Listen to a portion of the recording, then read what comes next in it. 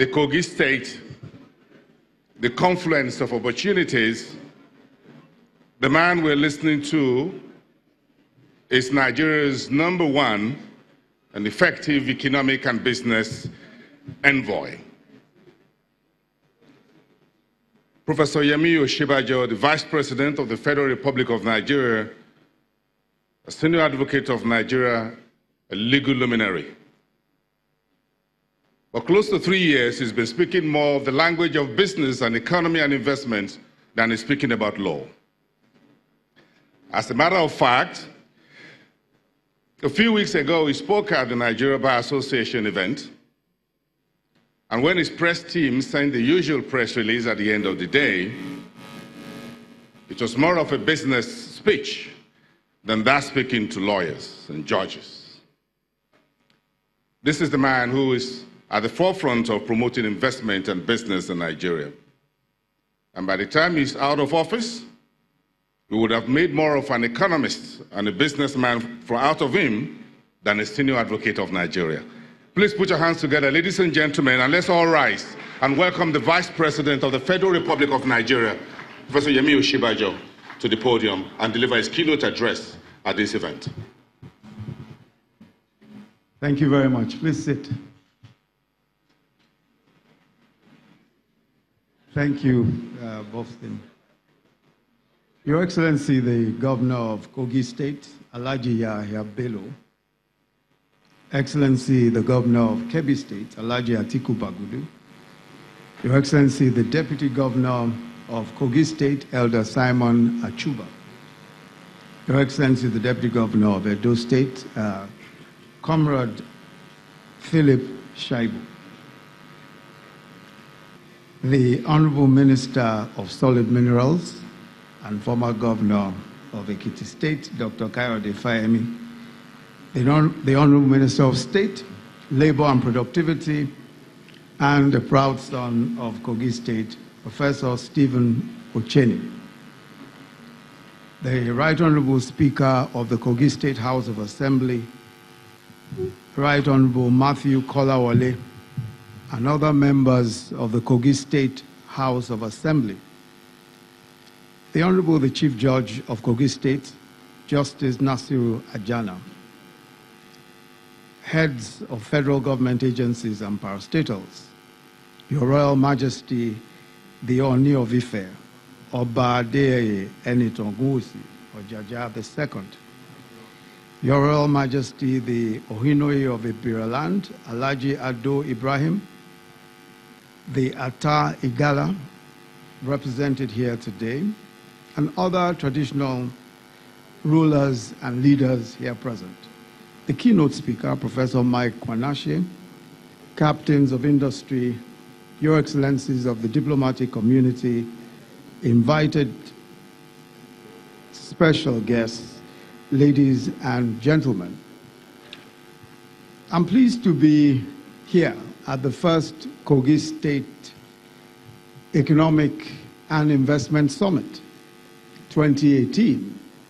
I must confess that I've always been fascinated by this extraordinary state, Kogi State. This state essentially captures the key essence of our nation, with a confluence of the two major rivers that define the geography of our country, and a true confluence of diversity and culture. It is notably in Kogi State that we have emirs and obas, two different streams of traditional monarchy coexisting with firm historical roots. These confluence of rivers, of the rivers Niger and Benue, the confluence of cultures and traditions, are further complemented by a confluence of resources with fertile arable land that makes Kogi a leading producer of cashew, a potential major rice producer, a respected fishing community, amongst others, as well as a bed of some of the most prolific solid minerals, including coal, limestone, iron ore, and tin. This is undoubtedly the confluent state. The state is also the undisputed gateway between the North and the South, except that my own state, Ogun State, has very, very carefully taken that particular title of the Gateway State. Permit me to say that this state stands in a strategic position, and it makes it perhaps the only state, at least we know, that shares boundaries with 10 other states, including the Federal Capital Territory. And this is made up of states from the north, the southwest, the south-south, the southeast. Kogi's location is therefore not just remarkable as a matter of Nigerian geography, but also our economy. I'm glad to say that everyone I've met so far in Kogi State is so upbeat about the potentials and possibilities of this wonderful state.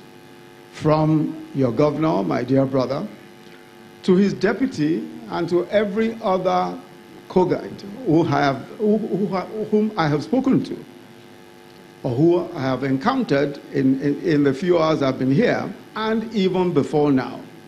Everyone has an optimistic belief in the ability of this state and its people and the prospect.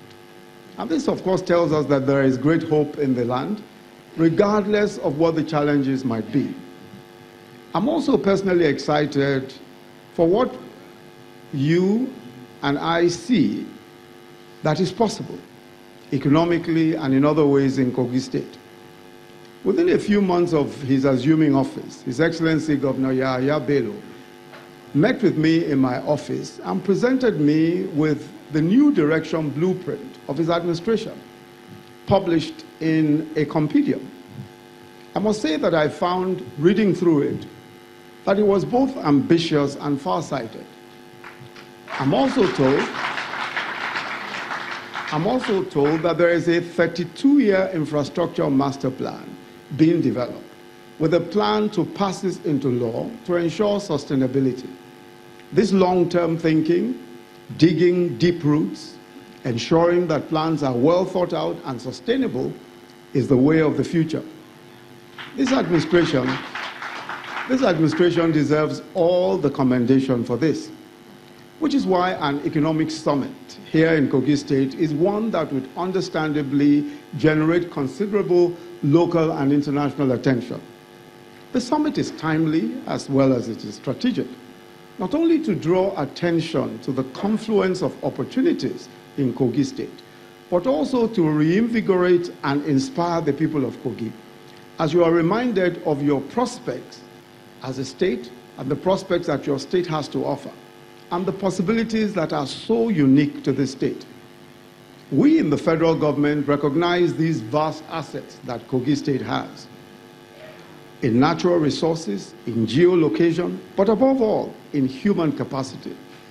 A gifted, hardworking, and entrepreneurial people with a record of producing renowned businessmen and women, and historically, a strong civil service workforce.